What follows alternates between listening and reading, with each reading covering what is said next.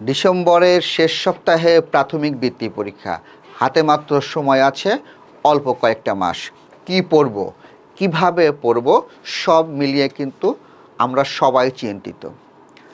আমি যেভাবে তোমাদেরকে প্রাথমিক বৃত্তির জন্য সম্পূর্ণ সিলেবাসটা কাভার করব, সেই বিষয়ে আমি তোমাদের সাথে একটু শেয়ার করছি। গণিতের ক্ষেত্রে আমি প্রথমেই বলি যে গণিতের ক্ষেত্রে আমি টাইপ ভিত্তিক ম্যাথ মেইনটেইন করে আমি এই ক্লাসগুলো করে থাকি। অর্থাৎ একজন শিক্ষার্থী তার বেসিকটা বুঝবে, গণিতের বেসিক বুঝে সে অঙ্ক করবে।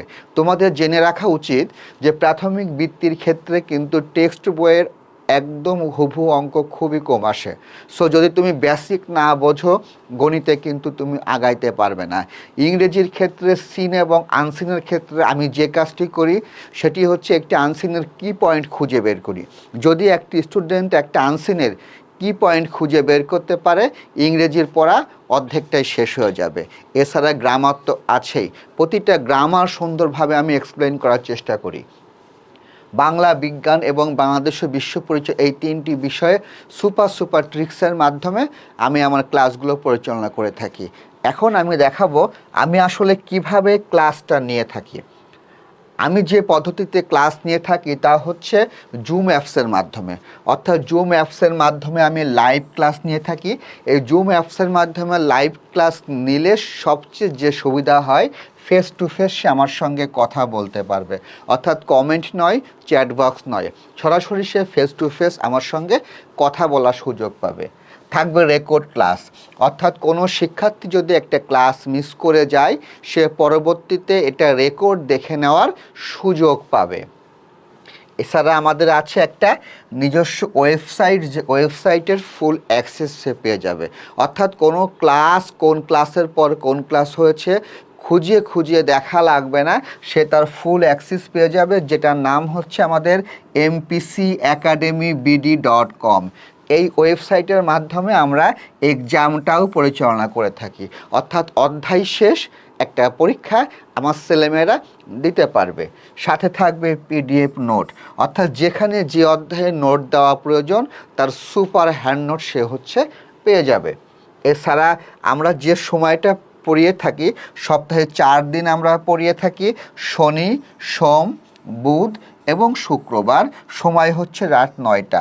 তবে শুক্রবারের ক্ষেত্রে যে কোনো সময় টাইমের একটু পরিবর্তন হলেও হতে পারে। আমরা যে বিষয়গুলো পড়িয়ে থাকি সেগুলো হচ্ছে গণিত, ইংরেজি, এই দুইটা বিষয়ের উপরে আমরা সবচেয়ে বেশি জোর দিয়ে থাকি। অর্থাৎ এই দুইটা বিষয়ে যে ভালো পারদর্শী সে কিন্তু সম্পূর্ণ বইটা সে এই 5টা বই কিন্তু সে খুব ভালোভাবে বুঝতে পারে। সাথে থাকবে আমাদের বিজ্ঞান।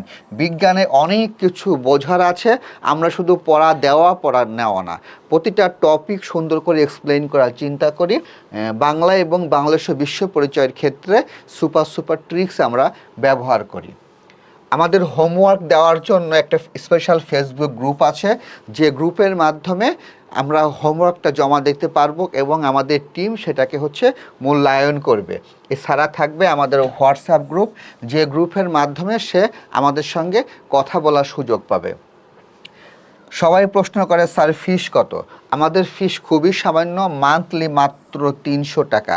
মান্থলি এই 300 টাকার মাধ্যমে সে 1 মাসে 5টা বিষয় সে পড়তে পারবে। এই ফিসটা কিন্তু খুবই সামান্য, অর্থাৎ 5টা বিষয় সে পড়ছে। মান্থলি ফিস হচ্ছে 300 টাকা। তবে অ্যাডমিশনের সময় প্রথম মাসে দেওয়া লাগবে 320 টাকা। এই 320 টাকা দিয়ে সে প্রথম মাসে ভর্তি হবে। যদি তার আমাদের ক্লাসগুলো ভালো লাগে তাহলে সে 1 মাস 320 টাকা দিয়ে পড়ে সে কন্টিনিউ করতে পারে। আর যদি তার আমাদের ক্লাস কোনো কারণে ভালো না লাগে, সে লিভ নিতে পারে। এর চান্স পাওয়ার সম্ভাবনা কতটুকু, অর্থাৎ বৃত্তি পরীক্ষায় বৃত্তি পাবার সম্ভাবনা কতটুকু, এই সম্ভাবনা আমরা দিচ্ছি যে আমাদের কাছে যদি সে অ্যাডমিট নেয়, আমাদের সাথে যদি সে নিয়মিত অনুশীলন করে, এই সম্ভাবনাটা হচ্ছে 99%।